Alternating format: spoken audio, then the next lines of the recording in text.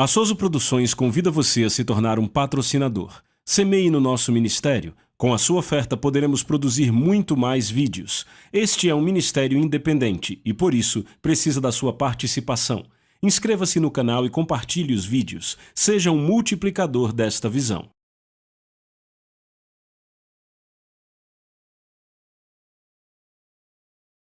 Os versículos usados nos vídeos que traduzimos nem sempre correspondem a versões em português. Muitas vezes precisamos traduzir do original em inglês para fazerem sentido no contexto do vídeo. Eu compartilhei com vocês algumas coisas sobre a vida e o futuro com Cristo. Há uma vida com Cristo, há um futuro com Cristo. Se você crê em Jesus Cristo, você tem vida e você tem um futuro. E eu falei algumas coisas com vocês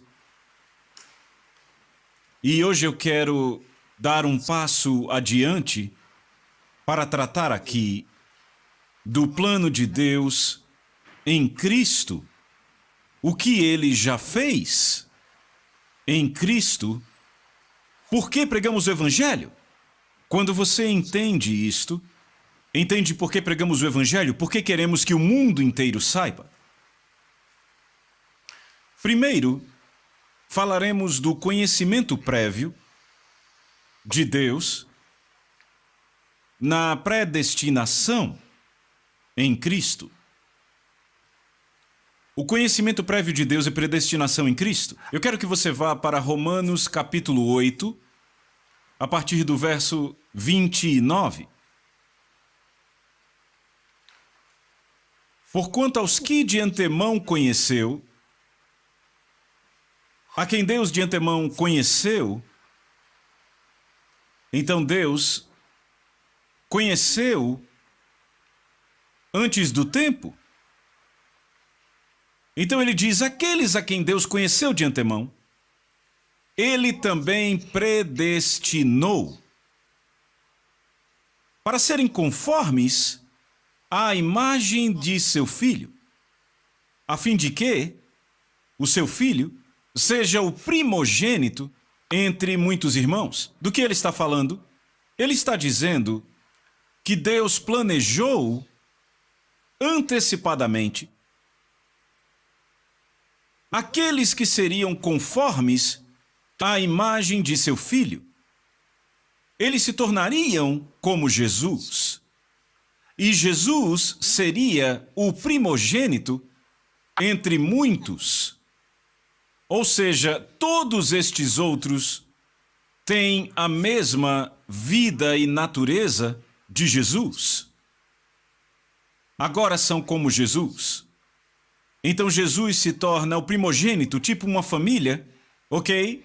E os seus pais têm filhos e eles dizem, Johnny é o nosso primogênito, ok? Então é o primeiro filho na família. A Bíblia então diz que Jesus se torna o primogênito na família de Deus. Então o resto de nós são seus irmãos. Isso é maravilhoso, é impressionante. Este é o plano de Deus. Ele diz, Deus viu isso adiante do tempo, Ele planejou, Ele predestinou. Veja, um exemplo do conhecimento prévio de Deus e da predestinação seria o que temos no livro de Jeremias, capítulo 1, vamos ler a partir do verso 4. O que Deus disse a este homem? Então a palavra de Deus veio a mim dizendo, antes de eu te formar no ventre da tua mãe, eu te conheci. Deus está falando ao homem Jeremias. Ele diz, antes que eu te formasse, no ventre da tua mãe eu te conheci. Pense nisso. Antes, significa que antes que os seus pais se ajuntassem, Deus já o conhecia. Então, e quanto a você? Será que Deus te conhecia antes de você nascer? Veja, antes de eu te formar no ventre materno eu te conheci. E antes que saísses do útero, antes de você sair do útero, eu te santifiquei e te ordenei profeta para as nações. Isso é maravilhoso. Antes desse homem ser formado no ventre da sua mãe, Deus disse, eu te conheci.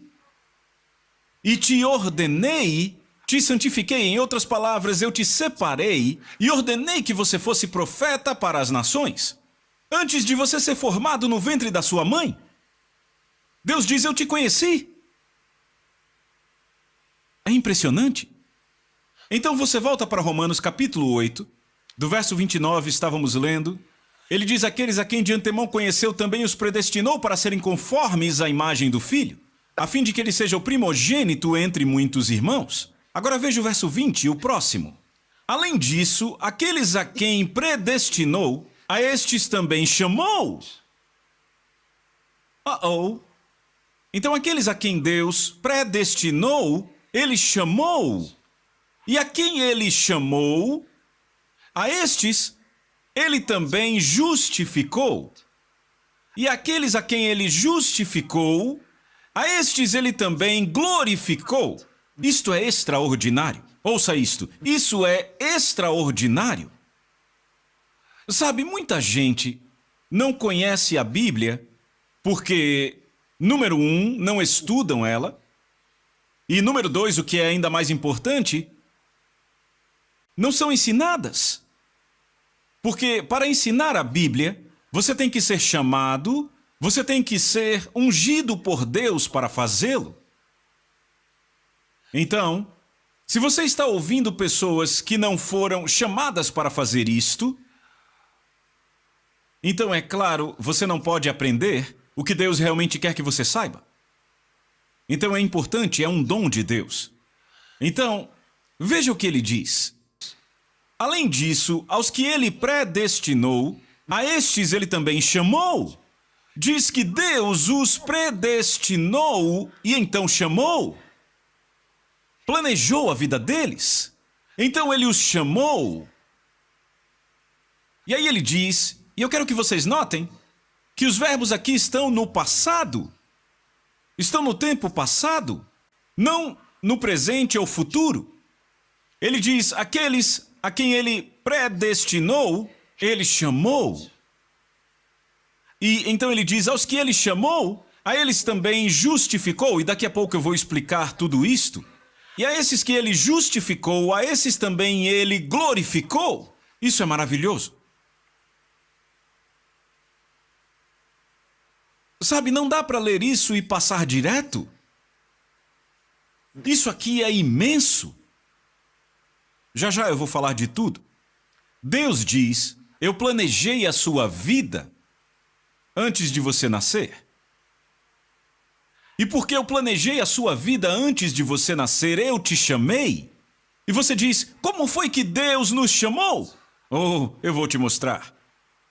Vá aí na sua Bíblia para 2 Tessalonicenses capítulo 2, a partir do verso 13. E ouça. O apóstolo Paulo escreve isto para a igreja, e ele diz, entretanto devemos sempre dar graças a Deus por vós, irmãos, amados pelo Senhor, porque Deus vos escolheu desde o princípio. Já ouviu falar que muitos são chamados, poucos escolhidos? Está correto? Jesus disse isso, muitos são chamados, poucos escolhidos. Então ele diz, porque Deus vos escolheu desde o princípio para a salvação, pela santificação do Espírito e fé na verdade. É maravilhoso. Ou seja, Deus, pelo Espírito Santo, santificou você e te fez crer na verdade. Por isso que você crê na verdade.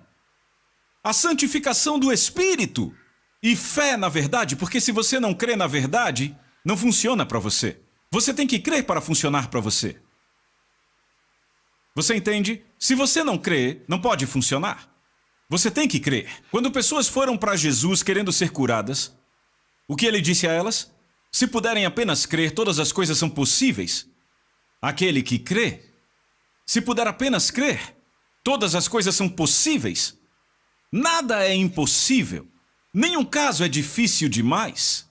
Se você puder apenas crer, todas as coisas são possíveis. Aquele que crê. Então veja aí. Santificação do Espírito e fé na verdade.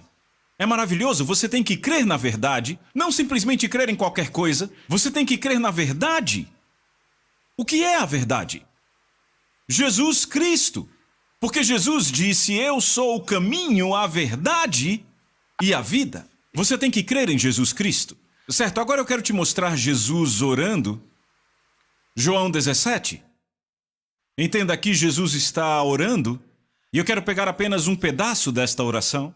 Ele diz, não rogo somente por estes, ou seja, eu não oro apenas pelos meus discípulos que estão aqui. Ele diz, mas também por aqueles que vierem a crer em mim através da palavra. Aqueles que vieram a crer depois, através da palavra que os seus discípulos levaram aos confins da terra, somos nós.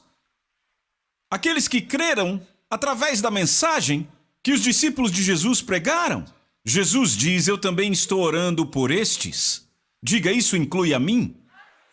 Porque eu creio. Veja isto. Jesus orando, ele diz, não rogo somente por estes, mas também por aqueles que vierem a crer em mim através da palavra. Próximo verso. A fim de que todos sejam um, assim como tu, ó Pai, és em mim. Está orando ao Pai. E eu em ti, ele está dizendo, eu estou no Pai e o Pai está em mim. Para que eles também possam ser um em nós, para que o mundo creia que tu me enviaste. Veja, a unidade do corpo de Cristo é muito importante. A unidade do povo de Deus ao redor do mundo. Jesus disse que quando nos unimos, o mundo sabe que Deus o enviou. É maravilhoso. Nunca esqueça disso. Nunca esqueça. Veja o próximo verso. Veja. Isso é poderoso. Ele diz, e a glória que tu me deste, eu dei a eles. Veja isso. Não eu darei a eles. Não é depois. Ele diz a glória. Ele está orando ao Pai. Ele diz, a glória que você me deu, eu dei a eles. Veja isto. Está bem aí nas Escrituras. E a glória que tu me deste, eu dei a eles, para que possam ser um, assim como nós somos um. Isso é maravilhoso. Mas tem mais, tem mais. Veja o próximo verso. Eu neles, ele está orando, para que ele esteja em nós, eu neles e tu em mim, o Pai em mim, para que sejam aperfeiçoados na unidade e para que o mundo saiba que tu me enviaste. Agora veja, a próxima linha é poderosa. E que os amaste como também amaste a mim.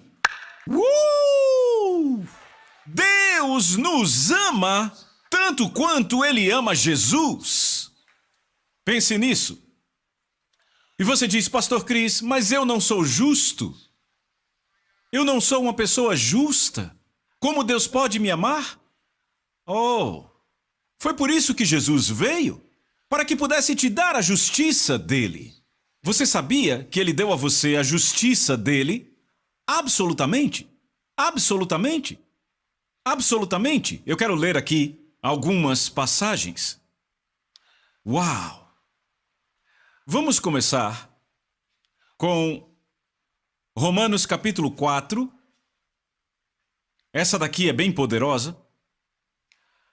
Romanos capítulo 4. E vamos direto para o versículo 24. Eu vou ler o 24 e o 25 para você entender. Mas também a nós, a quem será imputado se crermos naquele que ressuscitou, a Jesus, o nosso Senhor dos mortos. Veja, acompanhe. O qual foi entregue. Jesus foi entregue à morte por nossas ofensas, por causa dos nossos pecados, e foi ressuscitado, trazido de volta à vida, por causa da nossa justificação. O que significa justificação? Significa ser reconhecido, ser declarado não culpado. Como você pode não ser culpado? Eu vou te mostrar por que você não é culpado. Porque esta palavra, justificado, reconhecido, é muito poderosa.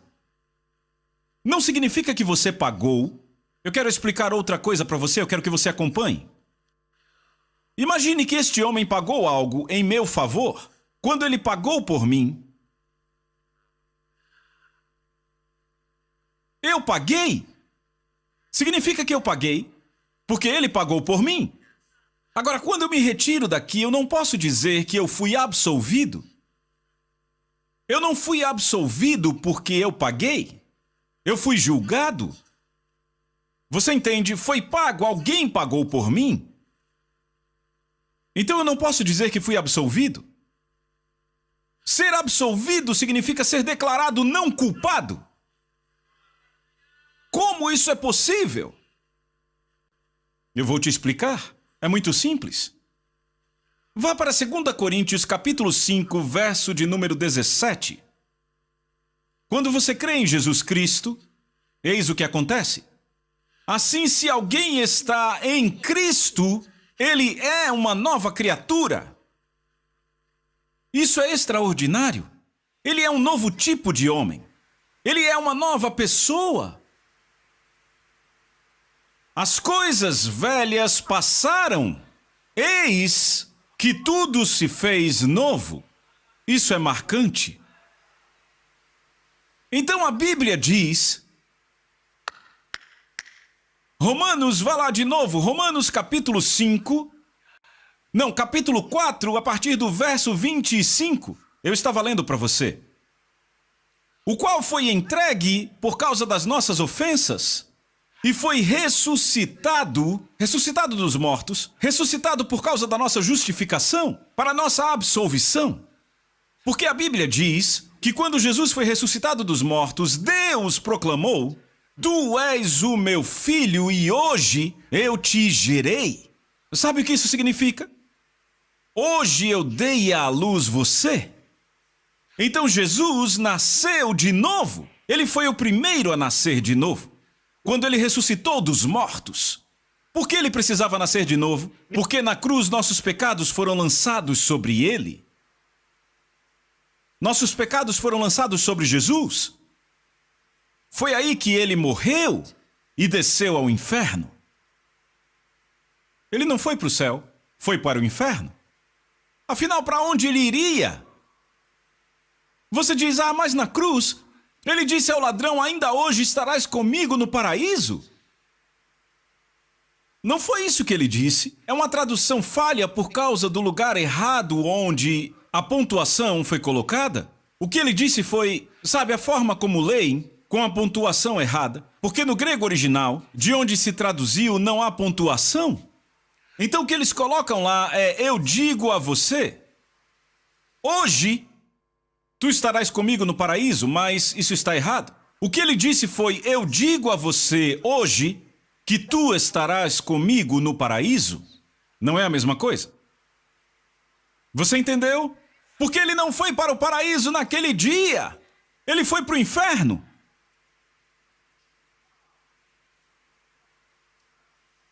Veja, eu poderia pregar por mais 2 horas ou até 3 sobre esse assunto, mas eu te convido a assistir nossos programas especiais Love World.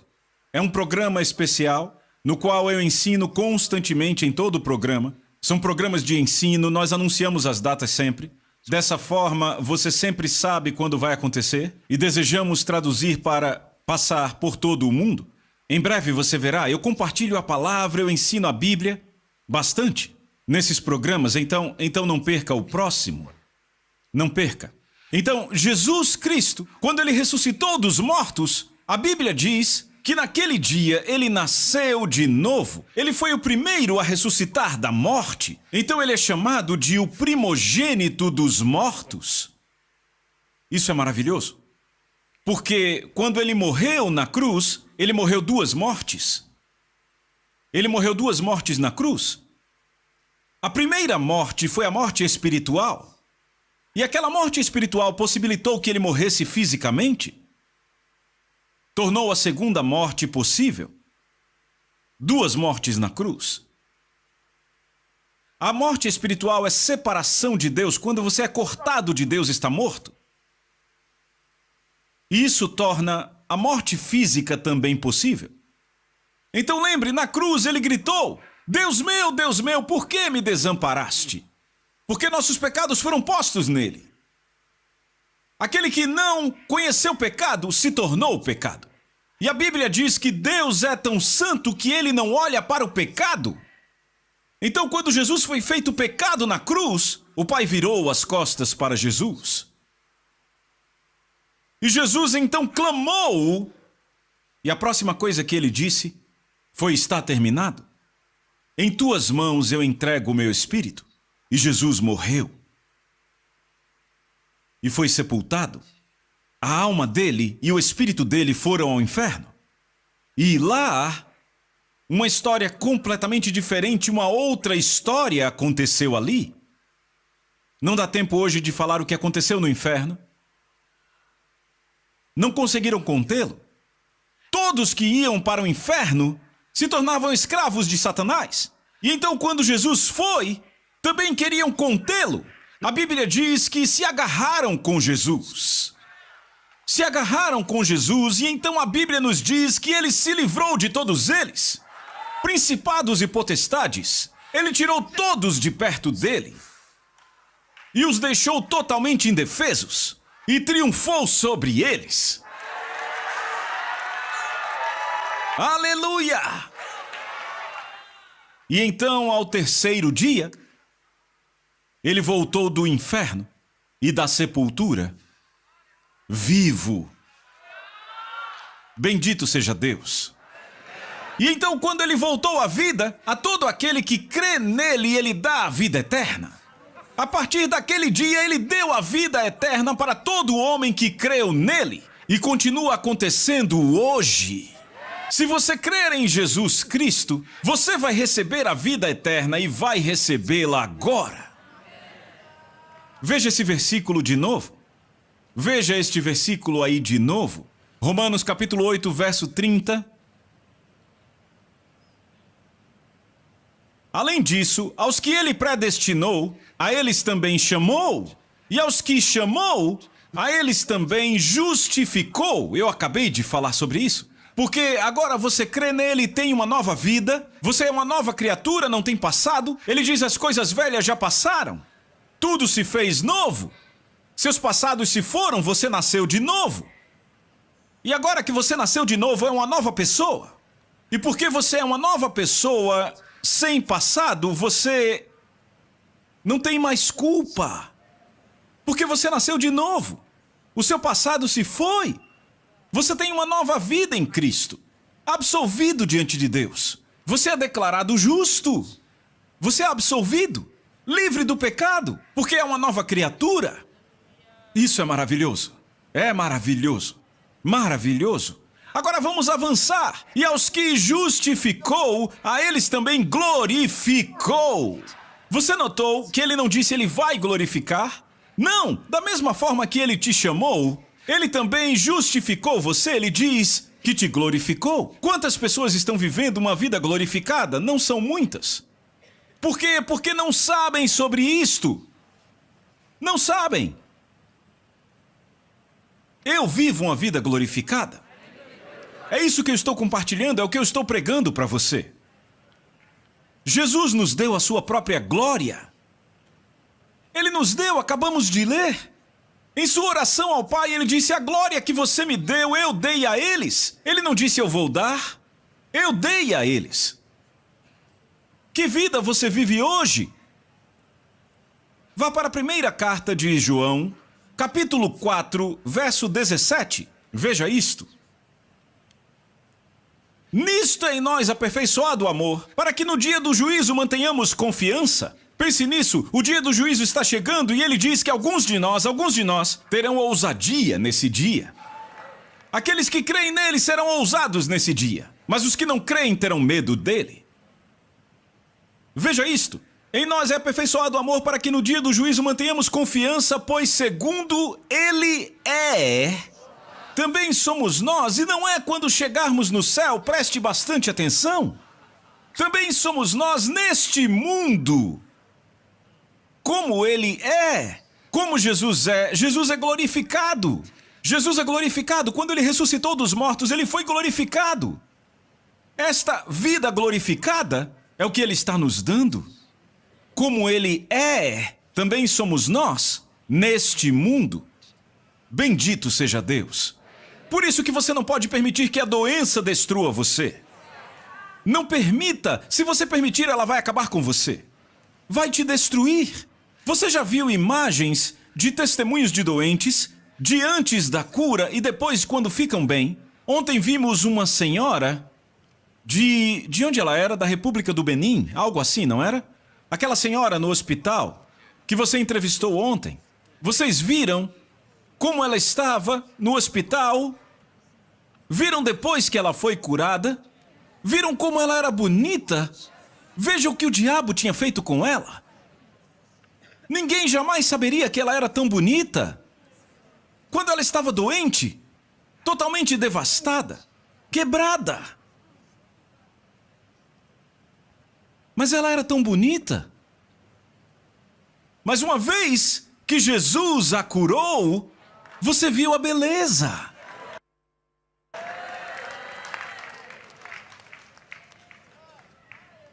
Eu digo às pessoas, eu nunca conheci alguém de quem não gostasse. Porque eu acabei descobrindo que todas as pessoas são belas. Sim. Se a coisa certa acontece com elas, você vê a glória de Deus. Quando estão doentes, o que se vê é terrível. Às vezes a doença pode ser tão má que aquelas pessoas exalam um cheiro que acaba voltando para elas mesmas. E não apenas a doença, o pecado também é assim. Um homem pode ter a sua vida tão cheia de pecado que pode estar bem vestido, mas se parece feio. E ele nem sabe disso. Por quê? Por causa do pecado. O pecado destrói. O pecado acaba com você.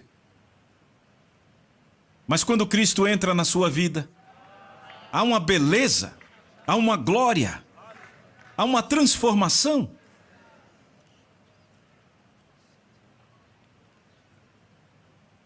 O Senhor é gracioso.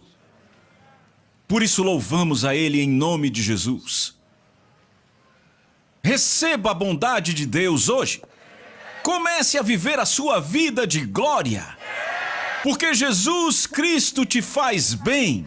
Jesus te ama. Ele é o mesmo ontem, hoje e eternamente. Ele não mudou. Obrigado, Senhor.